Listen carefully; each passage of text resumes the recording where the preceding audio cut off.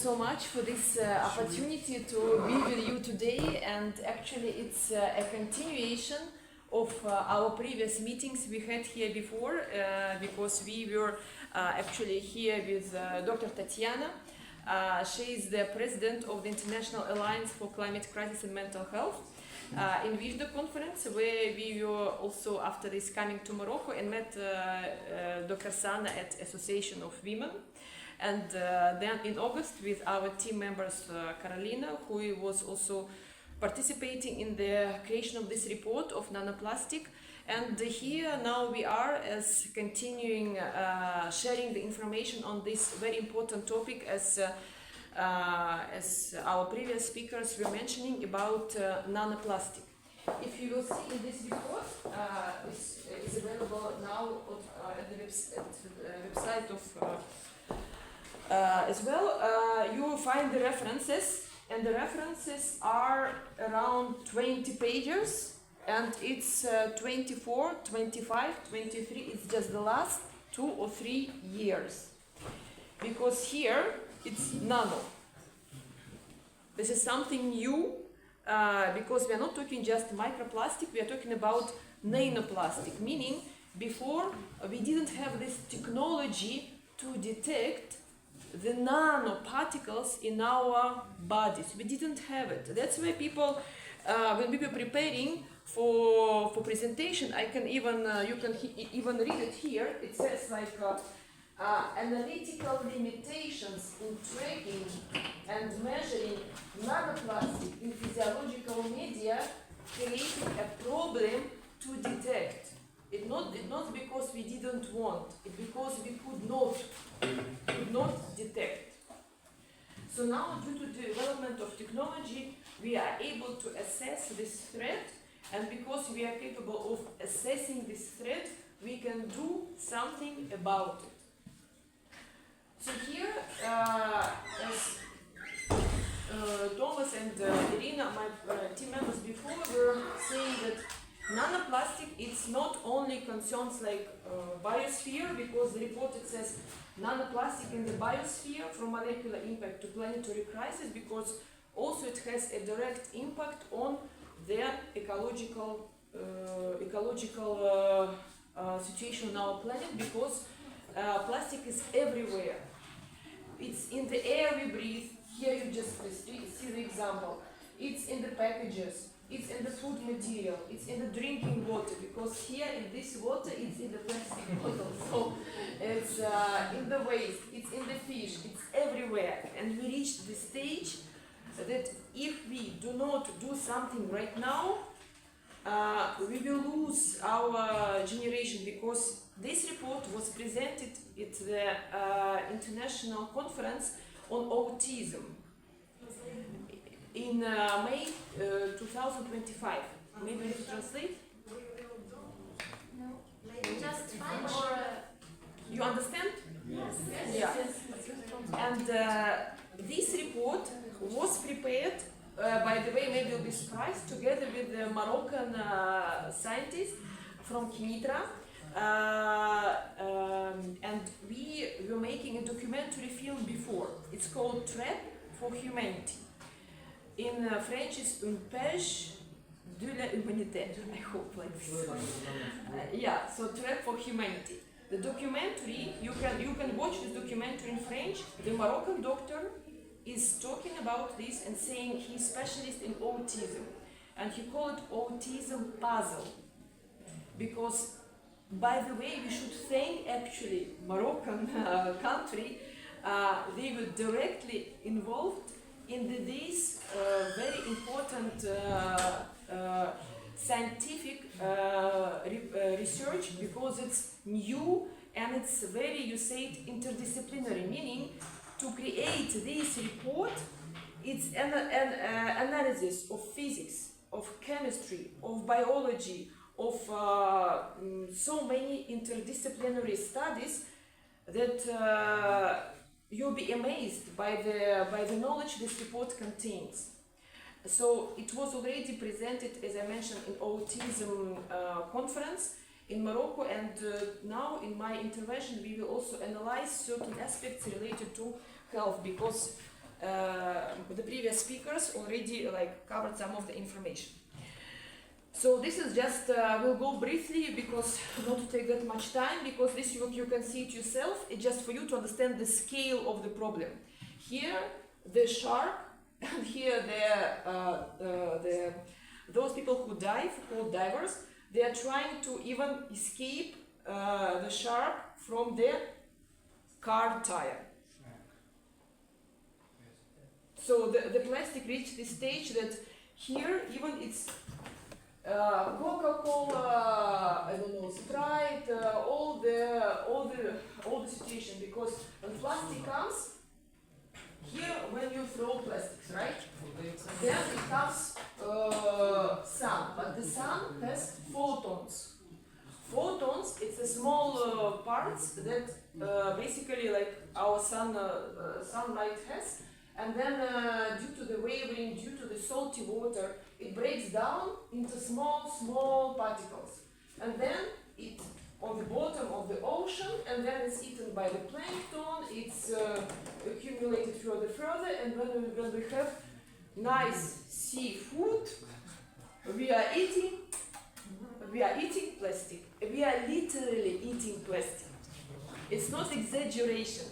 This report will show to you and prove to you that you are literally eating plastic. So that's why we are so happy, and not even happy, we are so appreciate for this chance to share this report, because now at the same time we are doing this presentation, now our colleagues at United Nations in COP30 in Brazil presenting the same report at United Nations, because it is something everybody must know and everybody must do something about it. What we suggest in the end of the presentation, we will explain, we suggest creation a unified scientific center. We will explain because some initiative already happening in this respect. So here we're talking about triple exposure nexus. So when we're talking about plastic, we should understand what is this. And basically it's called triple exposure nexus because it contains plastic associated chemicals, it contains microplastic particles itself, and it contains adsorbed environmental pollution. Adsorbed environmental pollutions, it was in the previous slide, when you go to previous slide, what is adsorbed environmental pollutions? Because when the plastic breaks down to small parts, environmental pollutants, toxins, bacteria, they just getting attached to these small particles. That's why plastic, when we talk about plastic, it is not plastic, it's always plastic plus. Always, when we talk about plastic, it contains colors. This is, by the way, transparent. But different plastic have different colors. So it contains additives, phthalates, bisphenol, different stabilizers to make it strong. This, for example, it's very soft, but I'm sure that this kind of plastic is strong. So there are different additives that makes plastic of different types of qualities. So it all getting broken to nano. So all these colors are preserved, all these toxins are preserved, everything is inside these nanoparticles. Like, welcome to this world.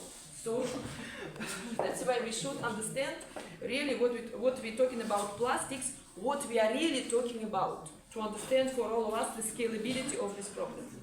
From here, okay. Okay, thank you so much. So,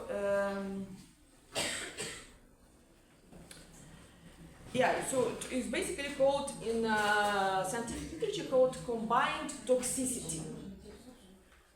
Why combined? Because we understand it has persistent organic compounds that are particles that are added intentionally during manufacturing just to make different qualities of plastics.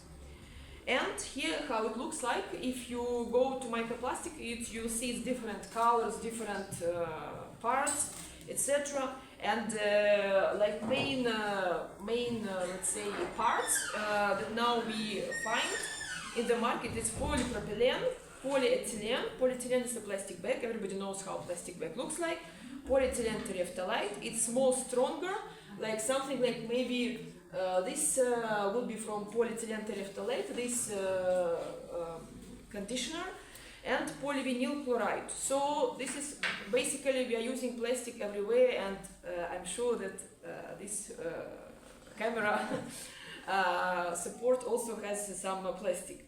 So it's already ubiquitous. Ubiquitous meaning it's already everywhere around us. That's why the scientists call it ecological and biomedical challenge. Both. Problems for us as it ocean stopped to dissipate the heat, because when nanoplastic, it's like Carolina gave to us a very good example. It's like if you put a plastic bag on your head for 5 minutes, imagine how you will feel. You will feel like, oh, I need to take it out. I need the fresh air. The same thing with the ocean. If you cover it with the plastic, it cannot dissipate the heat. So that's why it creates other ecological effects that Thomas was talking about. That's why it's called ecological and biomedical challenge. This will come back to this issue. Yeah. So talking about human health, we are talking also about increase of cancer. And when you will read this report, you will understand that now the cancer is not a problem of adults. The cancer now, it's also very much, unfortunately, spread among young people. So cancer is not anymore like the disease of the old age. So scientists are trying to understand what is finally, why it is happening. And they understood that the most thing that happened, that nanoplastic, and we were saying it also at the conference, that the doctors are saying to us, oh, but we have a blood-brain barrier. The blood-brain barrier protects our brain from all toxins. Our blood-brain barrier protects us from everything. Why so much concentration in the brain of nanoplastic? And the issue is clear, because when we are inhale air, we have this olfactory way that brings inside even the brain. It actually accumulates much more nanoplastic particles than any other organ. So it penetrates through the blood-brain barrier, unfortunately. It is a fact. We are not going to argue or dispute this. You can find 50 research laboratories talking about yes, it penetrates blood-brain barrier, and unfortunately creates to us this problem that brain tissue samples from individuals diagnosed with dementia showed that 10 times higher concentration of nanoplastic particles. It's called polyethylene fragments, and polyethylene it's used in packaging. So meaning when we package our food in plastic, when you go to supermarket, buy the yogurts, buy the milk, blah blah blah blah blah blah, bring to our home, eat, we can have a dementia. Sorry to say this, but this is a problem. For example, I don't know how you package the food, but in Russia, because the weather is cold, we always package it in plastic. And if you go to supermarket, I don't know, do you have here Carrefour or these international branches? You will see that every food will be packed in plastic.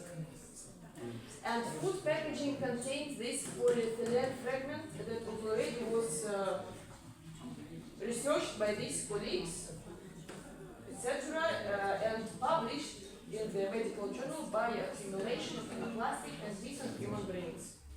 So the issue now is clear, it penetrates through biological barriers, unfortunately.